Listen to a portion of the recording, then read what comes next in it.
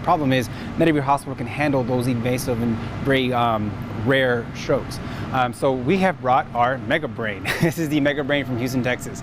On the outside of the Mega Brain, we can actually talk about and teach what strokes are. We have two different types of strokes, blocks and bleeds. Those are the regular way of saying it, ischemic versus hemorrhagic.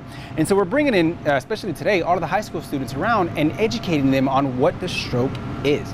Because I'll tell them, you guys know what a comprehensive stroke center is? Yeah, no idea, right? This is what it is. So on the outside, we talk about different types of strokes. We talk about health choices, high cholesterol, diabetes, hypertension, things like that, high blood pressure, how it affects the arteries. We talk about aneurysms, what aneurysms are, how they're affected, how they get worse. I explain to them, I get a balloon, I blow it up and I pop it in front of them and show them that when an aneurysm busts, that's how you get a hemorrhagic stroke or a bleed in a sense. So we talk about brain aneurysms, up on top side stroke treatments. We also have other people here to talk about different types of thrombectomies and different types of stent placements, hemorrhagic strokes. But the most important thing, the reason why we're here is talking to these guys is outreach, the community education, how to recognize a stroke, right? It's there's more factors. It's not just they're acting funny, right? It's the altermentation. Are they acting funny? Are they not talking right? Are they answering questions correctly? Hey, you know where you are right now? Yeah. You know who I am? Yeah. Okay, where are you? Yeah. There's more to that, right? Don't ask yes or no questions. Ask questions that are going to drive information out of them. Recognizing facial patterns, right? Take a big smile for me. It looks like this, right? Good. Show me some teeth, right? Somebody having a stroke won't have that.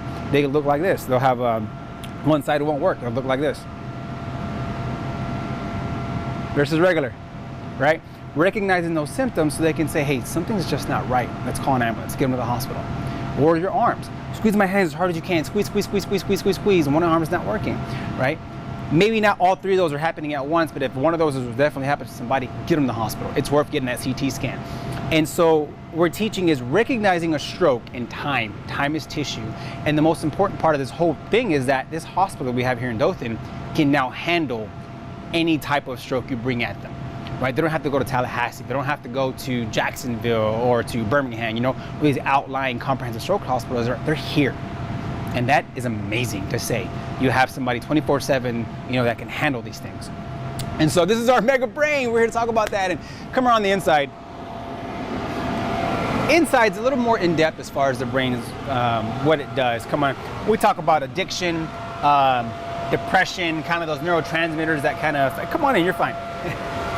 We talk about the different neurotransmitters, about dopamine, serotonin, GABA receptors. Talk about just the regular electrical transmission and how it works against epilepsy, right? We describe, I'll tell the kids, think of epilepsy as a thunderstorm, right?